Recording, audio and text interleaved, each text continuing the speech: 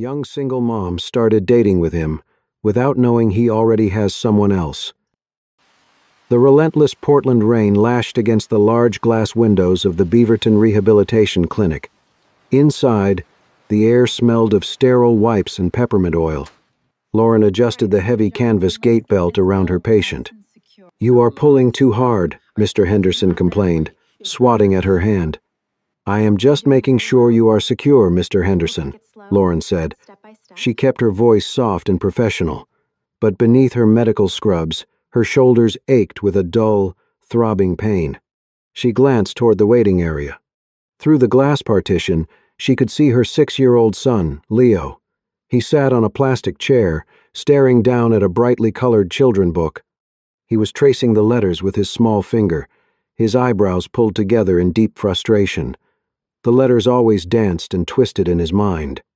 Every day was a battle, for her patients, for her son, for herself. When her shift finally ended, Lauren felt completely hollowed out. She took Leo by the hand, and they dashed across the wet asphalt to the small coffee shop opposite the clinic. She desperately needed caffeine just to survive the drive home. The bell above the door chimed. The shop was warm, filled with the rich aroma of roasted espresso beans. Lauren stepped up to the counter. She reached into her oversized tote bag. Her fingers fumbled past medical tape, wet wipes, and scattered crayons. She pulled out her wallet, but her hands were trembling from sheer exhaustion. The leather wallet slipped from her grasp. It hit the floor, spilling silver coins and a stack of crumpled receipts across the wooden floorboards. "Oh no," Lauren whispered. She dropped to her knees, feeling a sudden, overwhelming urge to just sit on the floor and cry. Before she could gather the scattered coins, a large, warm hand reached down. "Let me help you with that." The voice was deep, steady, and incredibly calm. Lauren looked up. A man knelt beside her. He wore a tailored wool coat that was slightly damp from the rain. His movements were deliberate and gentle as he gathered her coins. "Thank you," Lauren breathed out, her voice barely a whisper. It has been a very long day." He handed the wallet back to her. Their fingers brushed for a fraction of a second. Lauren looked into his face. He was handsome, in a quiet, understated way, but what caught her breath were his eyes. They were a striking shade of hazel, but they carried a profound, unmistakable sorrow. It was a look of quiet endurance. "I know the feeling," he said softly. He stood up and turned to the barista. "I will pay for her order, please. Whatever she needs." "You do not have to do that," Lauren protested, standing up quickly. "Please," he said, turning back to her with a small, melancholic smile. "My name is Thomas, and it looks like you could use a break." For the first time in 5 years, Lauren did not feel like a tired physical therapy technician. She did not feel like a struggling single mother. Looking into Thomas and his sad eyes, she just felt like a woman who was finally being seen. And in that brief, quiet moment, a dangerous spark of hope ignited in her exhausted heart. The gray Portland skies did not change, but suddenly, the rain felt different. It no longer felt like a heavy weight pressing down on Lauren's shoulders. Instead, it felt like a silver curtain, shielding her and Thomas from a world that had been far too loud for far too long. Their relationship moved with the quiet intensity of a rising tide. Within weeks, Thomas became a permanent fixture in their lives. He did not just date Lauren, he integrated himself into the difficult, fractured rhythm of her existence with a grace she had never seen before. One Saturday afternoon, they walked through Washington Park. The giant redwoods towered above them, their needles dripping with thick mist. The air was cold, but Thomas kept his hand firmly in Lauren's coat pocket, lacing his fingers with hers. "He is very quiet today," Thomas noted, nodding toward Leo. The boy was several yards ahead, kicking a pine cone and keeping his head down. He had a rough session at school. Lauren sighed, her breath hitching in the damp air. The teacher tried to make him read aloud. He shut down. He thinks the letters are monsters that want to trick him. Thomas did not offer a pitying look. He did not say it would be okay. Instead, he knelt in the damp dirt next to Leo. "You know, Leo," Thomas said, "I have a secret. I hate reading long lists of instructions. They look like a bunch of tangled spiders to me." Leo stopped kicking the pine cone. He looked up, his eyes wide and curious. "Really?" "Really. That is why I became an architect. I like pictures. I like how lines tell stories without using words at all." That evening, the scene shifted to the warmth of Lauren's small apartment. The air was thick, with the scent of roasted garlic and rosemary. Lauren watched from the kitchen as Thomas sat with Leo on the hardwood floor. They were not looking at a textbook. They were looking at a large blue architectural blueprint Thomas had brought over. "Look at this curve here," Thomas whispered, pointing to a swirl. "This is the letter Sed. In my world, this is not just a sound. This is a grand winding staircase in a library." Leo traced the line with his small finger. For the first time, he was not flinching at the sight of a symbol. "Everyone sees letters differently, Leo," Thomas said, his voice steady and patient. "Just like I look at an architectural drawing. Every line is its own story. You just have to find the story that makes sense to you." Lauren leaned against the counter, her heart aching in a way she had not felt in years. Leo's biological father had walked out because he could not handle the stress of a child who struggled. He had called Leo lazy. He had called Lauren's job a distraction. But Thomas was different. He was a builder. He was building a bridge for her son. Lauren felt like she was living in a beautiful, impossible dream. After years of fighting every battle alone, someone had finally stepped into the arena to fight alongside her. She felt a terrifying, beautiful sense of absolute trust beginning to form. Late that night, Lauren walked into the living room after finishing a load of laundry. The television was on low, casting a soft, flickering blue glow. On the sofa, Thomas was fast asleep. His jaw was relaxed in a way she rarely saw. Tucked firmly under his arm was Leo. The boy had fallen asleep with his head on Thomas's chest, clutching a book about dragons. The sight hit Lauren like a physical blow. She stood in the doorway, her hand over her mouth to stifle a sob of relief. She watched the synchronized rise and fall of their chests. In that quiet, domestic moment, the last of her defenses crumbled into dust. She loved him. She believed, with every fiber of her being, that she had finally found the man who would help her carry the weight of her world. She did not know that just 10 miles away, another woman was staring at the ceiling of a darkened room, waiting for her husband. The rhythmic drumming of the Portland rain hit the roof of Thomas's SUV, creating a heavy curtain of sound that separated them from the wet world outside. Inside, the cabin was warm, smelling of expensive leather and the faint trace of his cedar cologne. Lauren leaned her head against the passenger window, watching the blurred streetlights streak past the glass. They had been dating for 4 solid months. 4 months of quiet dinners and stolen moments of peace that Lauren had desperately needed. After years of fighting every battle alone, she finally felt like she was breathing again. "Dinner was amazing tonight," Lauren said softly, turning to look at him. The dashboard lights cast a soft blue glow over his sharp jawline. "That restaurant is a hidden gem." "I am glad you liked it," Thomas replied. His voice was smooth, but his hazel eyes remained locked on the dark road ahead. Lauren took a deep breath, gathering her courage. She hated asking for things, but this felt like the natural next step. "You know, Thomas, it has been 4 months now." Thomas gave a small nod, his hands resting easily on the steering wheel. "I was thinking," Lauren continued, keeping her tone light, "maybe Leo and I could come over to your place this weekend. Or, if you are still fixing it up, I could come help. I am actually pretty great with a paintbrush." The atmosphere in the car shifted instantly. It was as if all the warm oxygen had been suddenly sucked out, leaving a cold vacuum. Thomas did not answer right away. The silence stretched out, loud and uncomfortable over the sound of the rain. Lauren watched his hands. His long fingers tightened around the leather steering wheel, gripping it so hard his knuckles turned white. The veins in his forearms strained as if he were bracing for an impact. "Not yet, Lauren," Thomas said. His voice was suddenly dry, distant, and stripped of the warmth he usually saved for her. The house is still a disaster zone. Dust everywhere.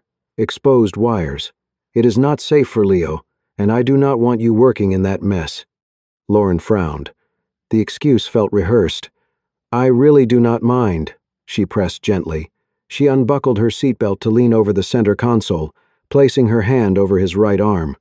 The muscle beneath his sweater was tense and hard as a rock. I just want to see where you live, Thomas. I want to be part of your whole life. We cannot exist in coffee shops forever. Thomas hit the brakes much harder than necessary at a yellow light. The heavy SUV jerked to a stop, the tires hissing against the wet pavement. He pulled his arm away from her touch quickly, almost as if her hand had burned him. His chest rose and fell rapidly. I said not yet, Thomas snapped. The harshness in his tone echoed in the small space. Lauren recoiled, staring at him in complete shock. She had never heard him raise his voice. Not even when Leo had spilled juice all over his blueprints last week, Thomas instantly realized what he had done. He squeezed his eyes shut for a second, a look of absolute agony crossing his face. I am sorry, he exhaled, his voice trembling. The architecture firm is demanding a lot right now. The deadlines are killing me, and I am barely sleeping. I just want the house to be perfect for you and Leo.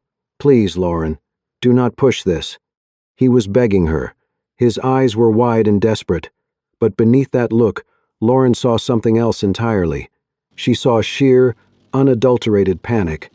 He was terrified that his beautiful, fragile oasis was about to be shattered. Lauren pulled her hand back into her lap and folded her arms.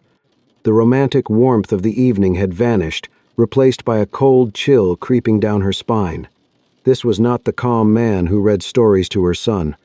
This was a man fiercely guarding a heavily fortified wall. Her single-mother intuition started screaming at her. There was a ghost sitting in the car with them. An invisible, impenetrable barrier had just dropped between their seats. Lauren looked out the window again into the dark, rainy night. Okay, Thomas, she whispered. I will not push it.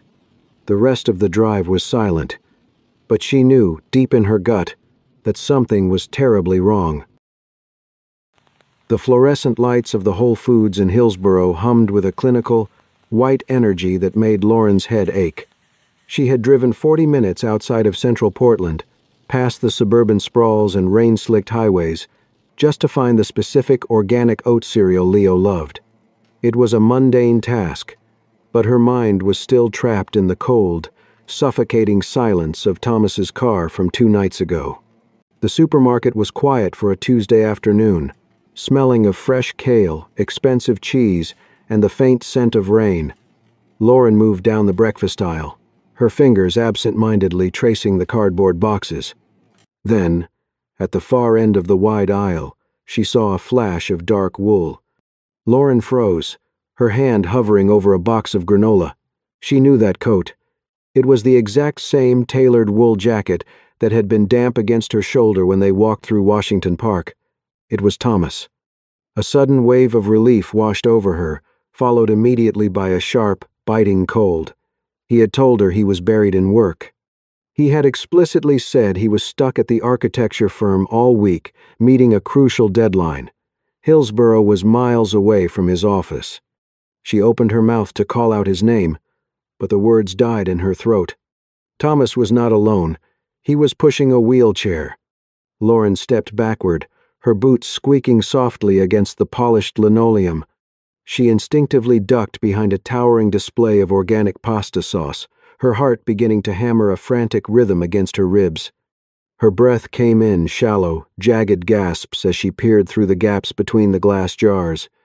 The woman in the wheelchair looked to be in her early 30s, perhaps even younger than Lauren. She had pale, porcelain skin and long blonde hair pulled back into a loose knot.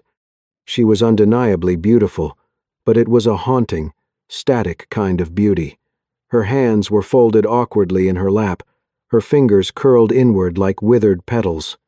But it was her eyes that stopped Lauren's heart. They were wide, blue, and completely vacant, staring straight ahead at a point in the air that simply did not exist.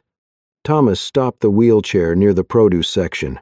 He did not look hurried or anxious, like a man trapped in a dirty lie. He looked like a man who had done this exact routine 1,000 times before. He reached into his pocket, pulled out a soft white handkerchief, and knelt on the hard supermarket floor, completely oblivious to the other shoppers. With a tenderness so profound it made Lauren's stomach turn, he reached up and gently wiped a thin line of saliva from the woman's chin. "There we go, Elle," Thomas whispered. His voice carried down the quiet aisle, soft and heartbreakingly patient. "I know the lights in here are too bright for you. We will get your strawberries and go right back home, okay? I promise." He brushed a stray hair away from her forehead, his thumb lingering on her skin. The woman did not blink. She did not register his touch at all, but the devotion in his hazel eyes was unmistakable. It was the exact same look he gave Leo when they read together, the same look he gave Lauren across a candle-lit table. Lauren felt a cold, paralyzing terror seep deep into her bones. She pressed her back hard against the cool metal of the shelf, the jars rattling slightly behind her. This was not a secret mistress. This was an entire life she was never meant to see. Her mind raced, connecting the pieces with a sickening speed. The house under construction. The deadlines that kept him away. The invisible wall in the car. It was never about architecture. This silent, broken woman was the ghost haunting him. Thomas stood up and began to push the wheelchair toward the checkout counters. He moved with a practiced, heavy gait, the walk of a man who carried a mountain on his back every single day. Lauren stayed completely hidden, watching them until they disappeared through the automatic sliding doors. She covered her mouth with her trembling hand, stifling a quiet sob. She realized the devastating truth. She did not just love a man named Thomas. She loved a man who was drowning. He had used her and Leo to build a fantasy world, a desperate oasis where he wasn't just a full-time caretaker to a living shadow. She did not grab the cereal. Lauren turned and walked toward the back exit, her footsteps echoing hollowly in the quiet store. The caretaker's secret was out, and their beautiful dream was finally over. The air in Lauren's apartment felt dense, thick with the smell of cold coffee and damp rain. Under the dim yellow kitchen light, she sat perfectly still. On the table lay a crumpled Whole Foods receipt, small, forgettable, and devastating. The sound of a key turning in the lock made her flinch. The door opened. Thomas stepped in, shoulders slumped, hair damp from the storm. He dropped his keys onto the counter. The sharp metallic clatter echoed through the quiet. "Hey," he said, voice rough. He didn't look at her. "Is Leo asleep? I'm sorry I'm late. The office was a mess." Lauren didn't move. "He's been asleep for an hour, Thomas." Something in her tone made him stop. He turned slowly, his hazel eyes searching her face. He noticed the stillness, the rigid way she sat, the cold sharpness in her gaze. "Is everything okay?" he asked quietly. Lauren reached out and flicked the receipt across the table. It slid to a stop in front of him. "You told me you were at the office," she said, her voice low but cutting. "Deadlines, meetings, blueprints." Thomas looked down at the receipt. He didn't pick it up. He didn't need to. The color drained from his face. "I saw you," Lauren continued, her voice tightening. "In Hillsboro, in the produce aisle. I saw you wipe her mouth. I saw the way you leaned in, the way you spoke to her." Silence. "Who is she?" Lauren stood abruptly, her chair scraping the floor. "Is that the house you're always fixing? The one I'm never allowed to see? Have you been living a second life for 4 months?" Thomas sank into the chair. He buried his face in his hands. His shoulders shook not dramatically, but with something restrained, breaking. "Her name is Elena," he said finally, his voice muffled. "She's my wife." The word landed hard. Lauren gripped the counter, steadying herself. "Your wife." 3 years ago, Thomas said, looking up, eyes red. We hit black ice driving back from the mountains. I walked away. She didn't, not really. Her body survived. Her mind didn't. He swallowed. She's like a child now, 6 years old maybe, trapped in a woman's body. She needs care all the time, every day. Lauren felt something shift inside her, anger colliding with something heavier. You lied, she said. Every single day. You used me, you used my son. I didn't cheat on you, Thomas said quickly, then faltered, as if the distinction didn't hold much weight anymore. His hand moved toward hers on the table, then stopped midway, retreating. I just wanted one night, he said, voice cracking. One night where I wasn't a caretaker, where I wasn't responsible for someone who doesn't even know who I am anymore. He stood and began pacing, restless, contained. I wanted to feel like a person again, he said. Not someone who measures medication, cleans feeding tubes, watches someone exist without being there. I wanted to be seen, not needed, not depended on, just seen. His voice dropped. I needed to believe there was still something ahead of me that wasn't just that room, that smell, that silence. Lauren watched him, tears finally slipping down her face. She thought of Leo, sitting at the table, carefully tracing letters while Thomas guided his hand. Patient, gentle, present. You built something here, she said quietly. With us. Thomas nodded once, sharply. I know. And Leo? Her voice trembled. Was he just part of it? Something to make you feel normal? No. Thomas looked at her, something urgent and raw in his expression. I love Leo. I love you. That's the only thing that felt real. Lauren inhaled slowly, steadying herself. She looked at him, really looked. The man who had helped her son find confidence. The man who had laughed in her kitchen. The man who had built something soft and safe. And the man who had done it on top of a lie. The trust wasn't cracked. It was gone. You can't have both, she said, her voice quieter now, but firm. You don't get to live in a version of life that feels better, and expect the people inside it not to get hurt when it collapses. Thomas stood still under the dim light, looking smaller than she had ever seen him. I know, he said. The rain pressed harder against the windows.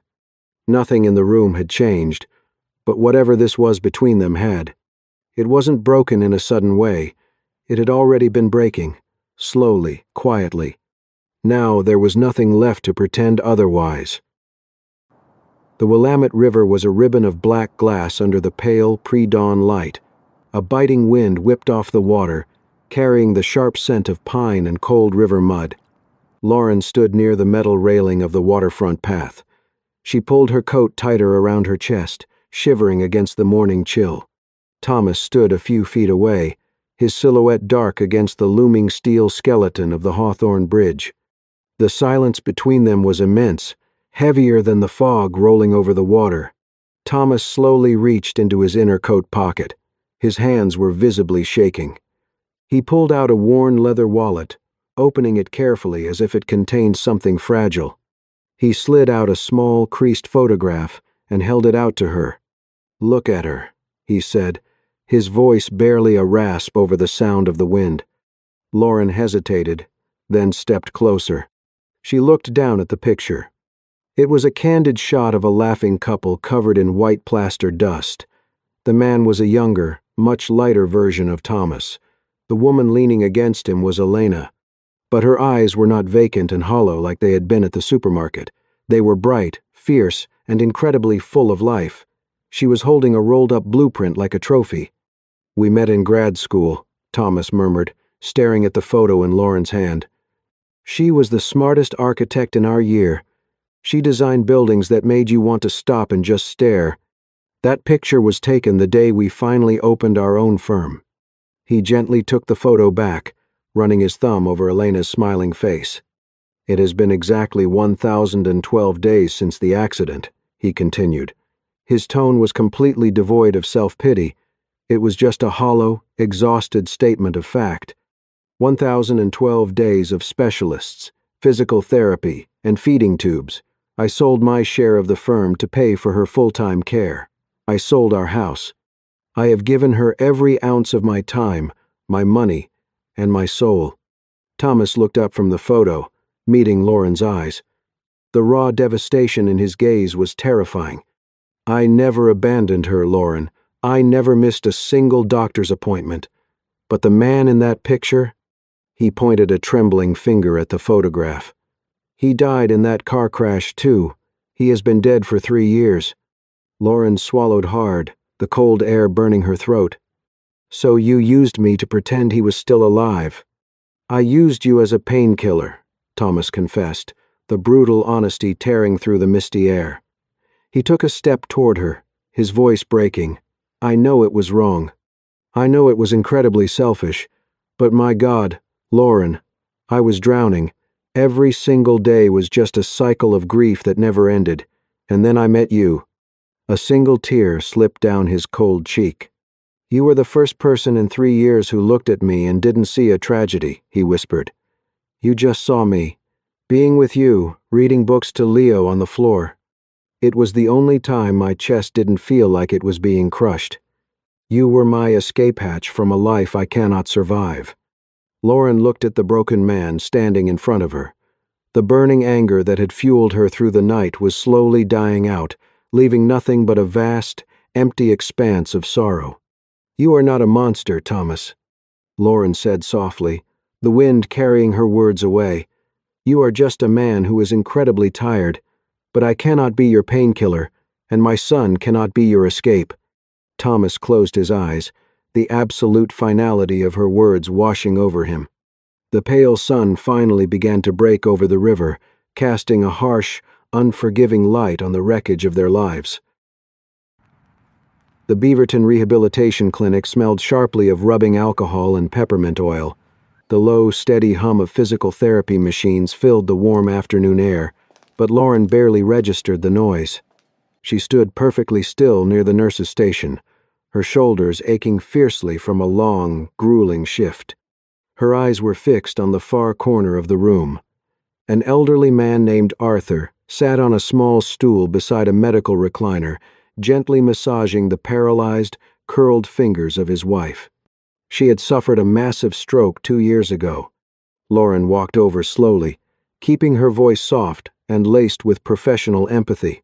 "How is she doing today, Arthur?" Arthur did not stop his slow, rhythmic massaging. He looked up at Lauren with a frail smile, like a dying autumn leaf, but his eyes were completely hollow. "She is still breathing, Lauren," Arthur whispered. "For me, that is the only victory I have left."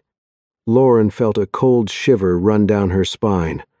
Looking past his quiet, unwavering devotion, she saw the heavy slump of his shoulders and the dark, bruised bags under his eyes. Arthur was not just a devoted husband. He was a willing prisoner, slowly fading away into his wife's tragedy. Lauren turned her head and looked through the glass partition toward the waiting area.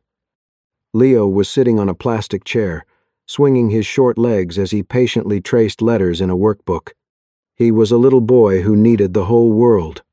He needed a father who could be fully present, a man who could fight the monsters in his books.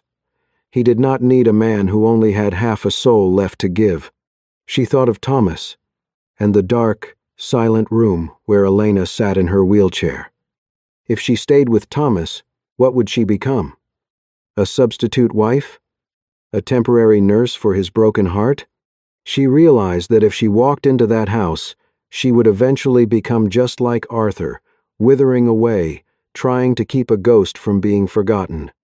"I cannot do this to my son," Lauren whispered into the sterile air. Her compassion for Thomas was a vast, deep ocean, but she could not let her little boy drown in it. Love sometimes meant knowing when to walk away from a tragedy that was not yours. Thomas's pain was devastatingly real, but Leo's future was the only responsibility she could not betray. Lauren took a deep, shaky breath as a cold, heavy resolve settled into her chest.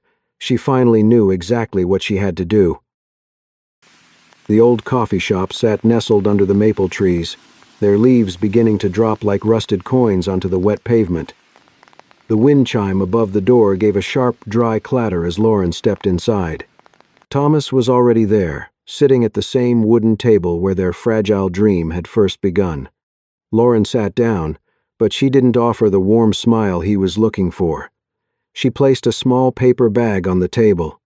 Inside was the architectural picture book Thomas had given to Leo, the one about great cathedrals and bridges. Thomas looked at the bag, then up at her, his hazel eyes rimmed with red. "Are you returning the memories too?"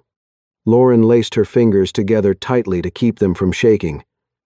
"Memories are what we carry in our hearts, Thomas. But this book, it belongs to a world that my son and I cannot enter." There was no shouting.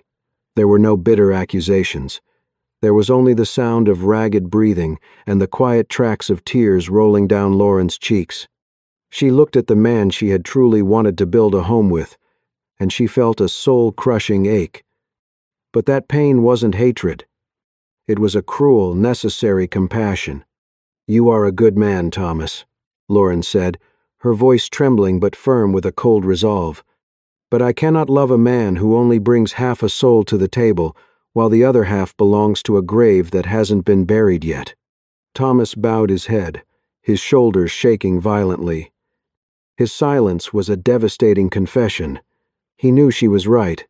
"Elena needs you," Lauren continued, reaching out to touch the back of his hand one last time.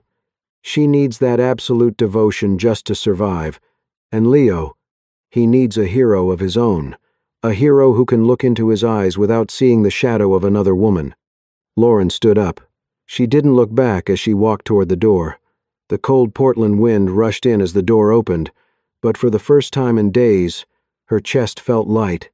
She felt like she could finally breathe again. Thomas remained at the table, alone with a cold cup of coffee and a book of buildings he would never get to show her.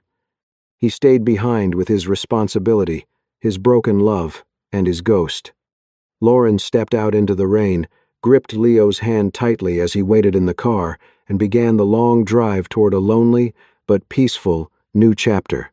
It was a story without a miracle, but in the wreckage, she had finally found her truth. Thank you for listening to this episode of Soul-Stirring Stories. Life isn't always about perfect endings. Sometimes it's about the courage to face a heartbreaking truth and the strength to choose the right path, even when it hurts.